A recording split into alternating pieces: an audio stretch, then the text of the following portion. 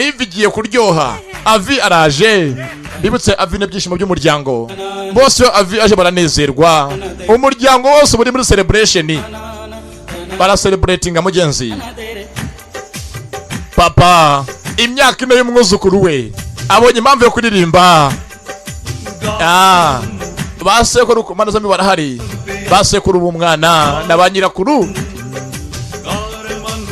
Ati kandi ndirimba ikindi ku mutima kubwabo nkunda mwese.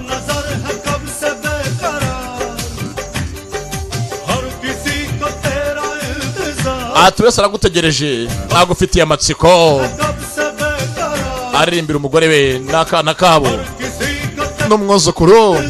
Bibutse Avi amwita akana gatoya cyane, amwita ishumiye, amwita umusangirangendo udasimburwa.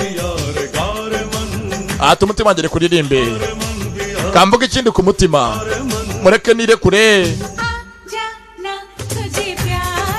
N'umukazana arahari, Avi arimo arihuta. Ewana mu rugo agereye umunsi mukuru utararangira, batumiye abantu bose. Iyo amafaranga ahari umunsi wose abari mukuru mu buzima bwanyu.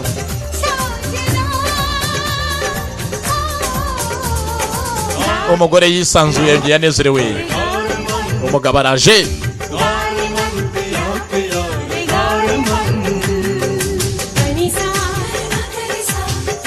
Tayisigagire vuba vuba baremuzanira iwabo.